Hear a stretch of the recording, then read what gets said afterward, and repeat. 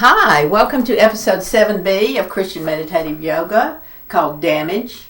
I'm Julia. And I'm Boo. And this is the day the Lord has made.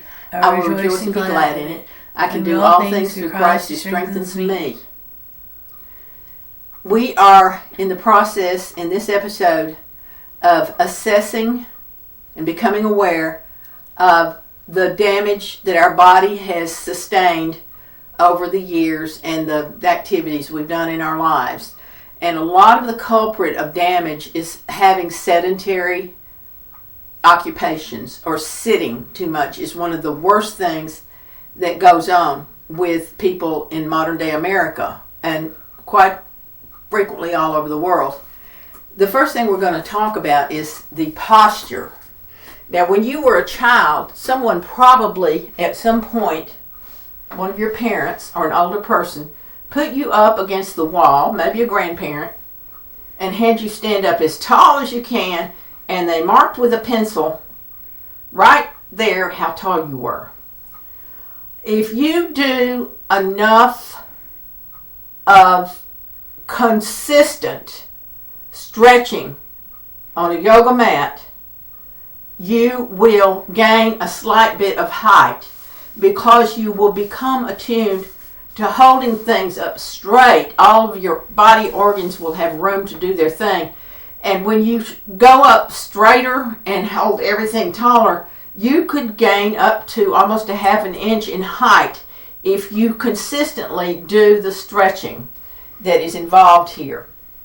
Okay, so posture.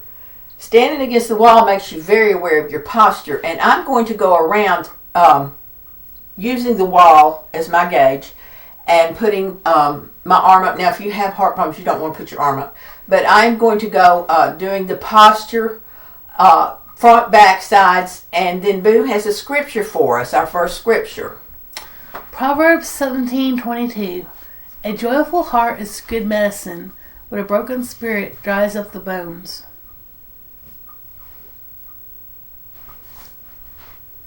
And Boo was writing once about happiness, and she wrote a book, a little tiny one, called Happiness is a Choice. It is a choice. Mm-hmm. Sometimes it's handed to you on a silver platter, but you're not ready to have it. Right. Now, look how I'm bending in when I do that, okay? Being aware of how you're standing. Sometimes some of us tend to stand like kind of in a funny way, you know. I know I tend to carry heavy things on this arm, and I think that's what threw things out of line, where one of my legs was shorter than the other, and it's not now. Yoga has helped me that way. So our next thing we're looking at is arms. Arms. I have some things that we do with arms. I think everybody's pretty aware of the one where in yoga you might just stand and breathe in and out and turn it up, in and out, and you want to go straight out like that. You can turn your head from side to side even when you're doing this, and that's the preparation for the warrior. But the common exercise that a lot of people learn early in life is this one, where you're going backwards and forwards in tiny little circles with your arms.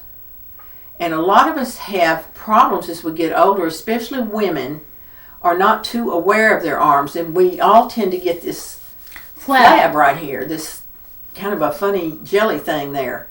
So arm exercises are very important, and to be aware of it. This is another thing. I'm going to turn this way and just do my arms that way with a fist and go straight out. And in the front, I'm going to turn my hands this way and go straight out like that. You can feel that too. And then we just have little spontaneous circles that you can do. And Boo's got one there too. I think this is actually Kung Fu. Well, it's also the Boogaloo. Yes, it's the Boogaloo. But it really is Kung Fu. We're doing the Boogaloo, yeah. All right. And but your arms, you can become aware. And here are some things that really feel good to your arms. That's to stick your arm out, hold it with the other hand, and pull that hand back just a little bit. Oh, yeah. And then pull it down like that, too. And do both of them that way. And don't you have a scripture for us? Mm-hmm. Job 19:20. My bone clings to my skin and my flesh, and I have escaped only by the skin of my teeth. And Job's a very noted guy in the Bible for coming through on a lot of terrible things in his life. Now here, look at this. This is really comfortable when you do this. And it's you can walk back and forth somewhere. You can walk back and forth while you're doing this, and that's a good thing to do. Just kind of walk back and forth. Or you can sit down like Buddha. Yeah, you can sit down like Buddha. Now, wasn't there something that your arm, you were saying something about your arms, something unusual about your arms? Yeah. I can actually twist my arm all the way around. See, it bends like this normally. Then when I twist it, it bends a little like bit of that. double joint. Yeah, I can't do that. It's like a triple joint or something. Yeah.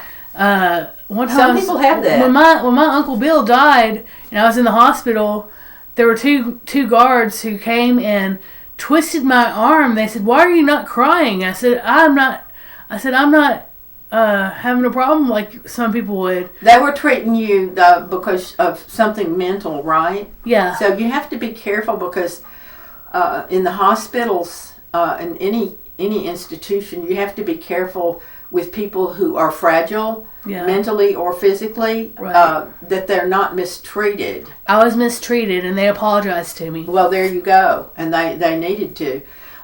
Here's another good one. This is a really good one, where you're just swinging your arms in a little circle and then going back like that, like a wing. There you go, like that. It feels kind of good. Boo, try that and see what you think about that. Just a little, just like that. Just do a circle and back. That's really nice on the arms. It feels good. It addresses the soreness in my upper arms. Uh-huh. Okay, now we're going to do some hip and leg stuff, some awareness of hips and legs, and I'm going to go back over on this wall because you can see it best.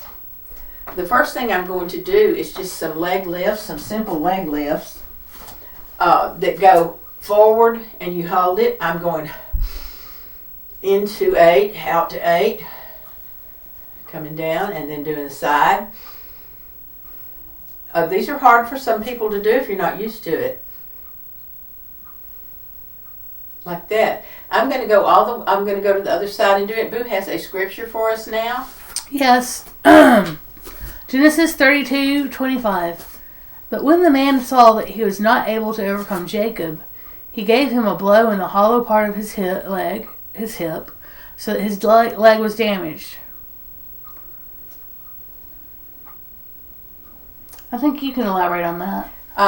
This is where Jacob had sent his family ahead. They had left so that Esau wouldn't kill him. And so he had gotten the stuff, his things, belongings, his family, his wives. Oh, for crying out loud. And they had gone across the brook. He stayed on the other side of the brook. During the night, a man came in the darkness and wrestled with Jacob. Wrestled to kill. And could not overcome Jacob. So the man said to Jacob, I've wrestled with you, and because you have prevailed, the Lord is going to bless you, and your name is now Israel. That's where Israel got the name, was when Jacob was wrestling. Most sources say this was an angel he was wrestling with, but Jacob himself claimed that it was God and that he had seen the face of God, and he named it Peniel and marked the place because that's what meant the face of God. You're not supposed to see the face of God and live, but it was dark. And so he left, but the man had that he wrestled with dislocated his hip somewhat, and really he had a limp the rest of his life from it. But he was highly blessed and highly favored by the Lord. Now I'm going to do the leg swings, the little leg swings, where I'm not just lifting and holding, but I'm going to swing. You can start with the outside or the inside leg, like that. and put your hand on your hip. It's the best thing to do. Now, if you have trouble, you can just swing your arm with it. That feels awful good. But this will really tell the tale if you put your hand on your hip. I'm going to turn the other way. And then I have some, you can do this leg, the outer leg, and then each time you turn around, you can do the inner leg too. And that's a little different.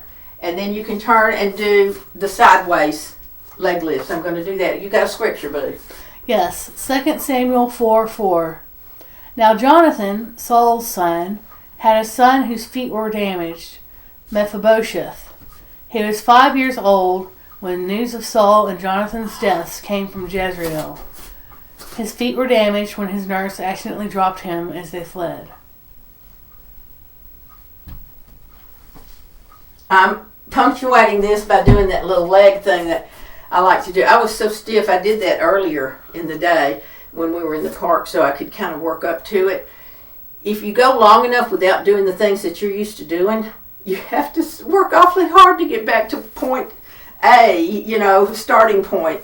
Now, Jonathan and Saul and his son Jonathan were both killed there. It was a battle. And the little boy was crippled. He was damaged, it says. But then somebody did some good things for him, considering that he was the offspring of the royal line, the previous royal line. And he was taken care of. The legs, hips and legs, if you can do one of these where you lift the leg while you're standing there and just hold it like that, whoop, you see, especially on a shaky little yoga mat, but at least it's sticky.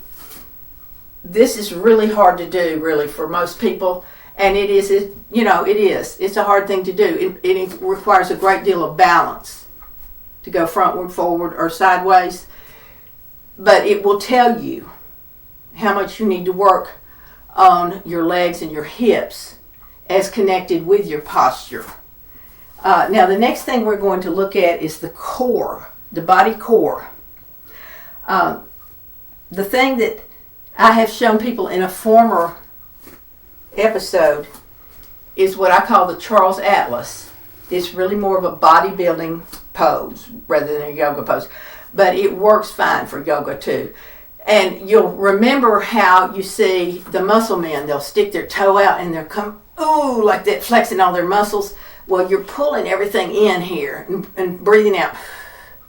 In, and then this one, out. And as you breathe out, you pull everything together. That's your core, what you're feeling with your core. Now, the other thing that I've noticed that really, really works on your core and can tell you how badly you need to work on your core is the chair pose. It works on thighs and feet also. It makes you aware of that.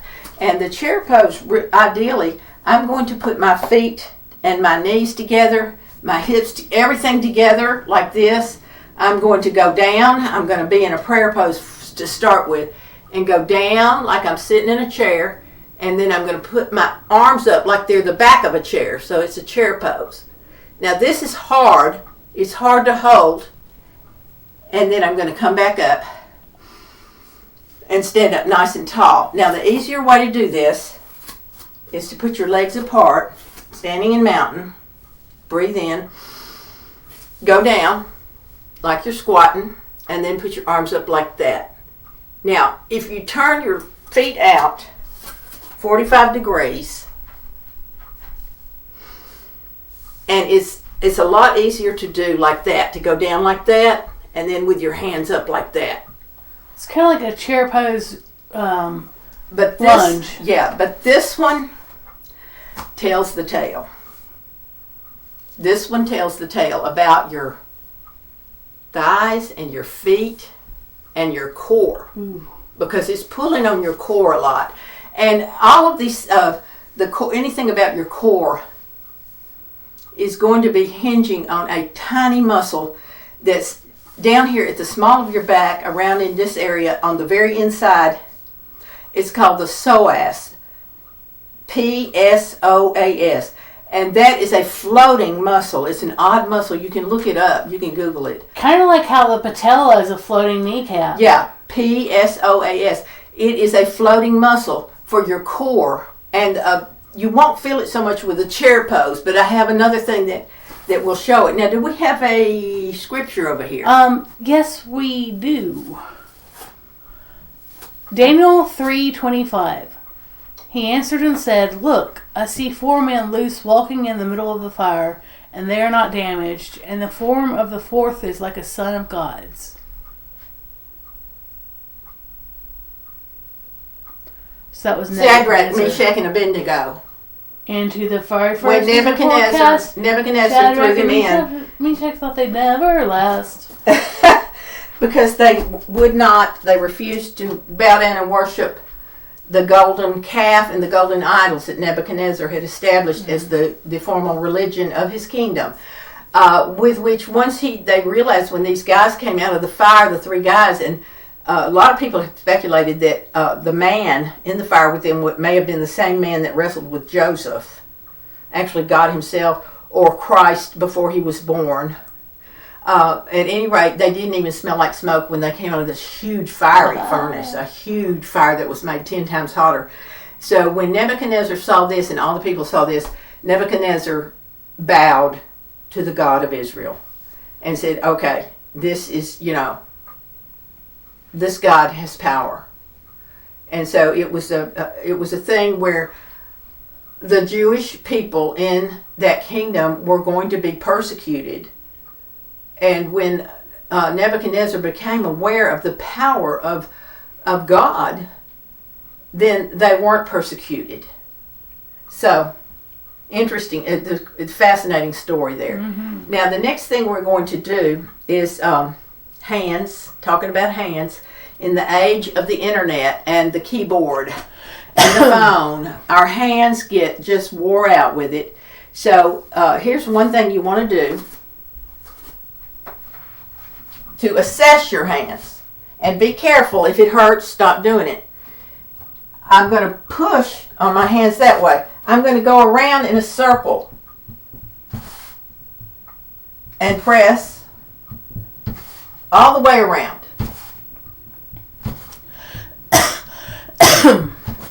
And that's going to tell me something about my hands there. And Boo has some... What was it you were going to show us? I have a quick story. When Boo was in jail, there was another person in there. Her name was Ducky, and she showed Boo how to train to do push-ups on the floor. And what you do is you get in front of a wall or a pillar, like I was in a pillar, and push forward, get on your tippy toes, push back onto your heels, do it again, and just do it until you feel like you might be ready to carry your own body weight on the floor. There you go. And that's exactly what I'm going to do, is to get down and do the hands here on the floor. I'm going to get on my hands and knees. And I think you have another scripture for us. I sure do. 2 Corinthians 7:2. Let your hearts be open to us. We have done no man wrong. No man has been damaged by us. We have made no profit out of any man. That's Paul and Timothy in Corinth. Yeah.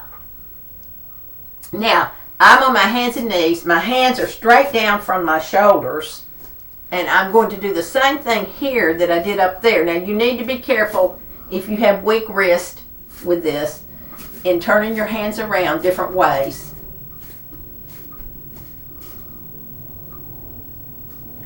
And I'm also going to put a fist into this soft yoga mat. This way, I'm going to turn sideways. And this way. And just really push on those hands and spread those fingers out, close them up. Do everything that you can do for your hands to be aware of what's going on with your hands. Now, if you're sore after you do that, probably you don't need to be doing that, number one. And you might have carpal tunnel. You might have a real problem with this. So don't do this if you do have carpal tunnel or have a tendency to have weak wrist. You can put a brace, one of those little wraps, right around your wrist. There's some that wrap around the hand. There's some that just go on the wrist. You can put a little armband on to do that, and it will help you to strengthen your hands and your wrist. It'll help you a lot. Now, the next thing is the back. And becoming aware of your back, I have a Pilates type move, but it works very well for yoga. If you hold it and breathe in and out rhythmically, and I'm going to breathe in, and I'm going to put the opposite arm and leg up like this. What is this called, Boo? Spinal balance. Spinal balance. All right. That also is about your posture and your core. There you go. Spinal balance. You got a quote for us now, don't you? Yes, I do. And it's by a Muppet? colloquial personality of the Muppets from Jim Henson. And the Muppet that says this is Miss Piggy. And she says, "Only time can heal your broken heart, just as only time can heal his broken arms and legs."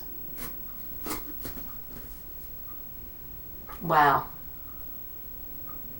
So somehow when we're mourning someone's passing from parts of reality to other parts of reality, we don't understand what's going on, but we can pray, and that's about all we can do sometimes, is just pray. When the ball is in God's court, let him take it away, because you can't do it. Well said, Boo. I'm going to go up, and then I'm going to go down again, because I'm going to show you some things that can help you, some stretches that will help you to have legs and arms the same length. If you have one that, like I had, my left leg at one point was almost 1.5 inches shorter than my right leg. It seemed to be. It was because my posture was all kinked around from the way I carried things and the way I had been standing and sitting. Sitting is the worst thing. So I have done stretches and all. Yoga really did change that for me. It changed my posture, and it changed the fact that my legs seemed to be different lengths, where I had to use a pad in my shoe that was like 1 inch thick on this left, and I'm like, wow, this is crazy, because I've never had a problem like that in my whole life. So yoga can really help you, and arms also, but these stretches will really help you with that. Now I'm going to go up and then come back down, and Boo has a couple of more quotes.